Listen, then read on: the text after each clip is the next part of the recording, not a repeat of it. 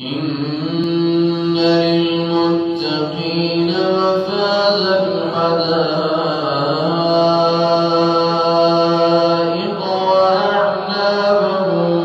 وكواعب أترابا وكأسا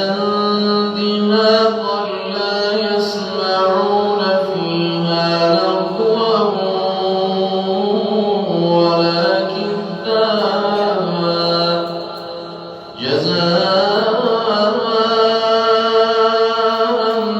من ربك عطاء حسابا رب السماوات والأرض وما بينهما الرحمن لا يملكون منه خطابا يوم يقوم الروح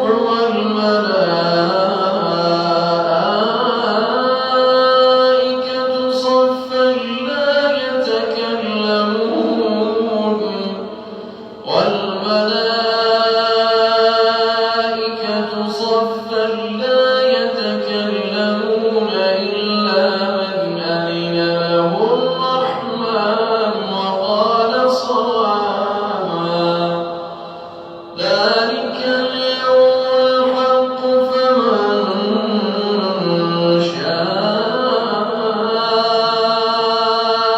اتخذ إلى ربه مآبا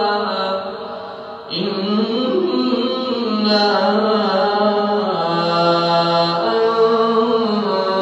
أنذرناكم عذابا قريبا يوم ينظر المرء ما قدمت يداه ويقول الكافر يا ليتني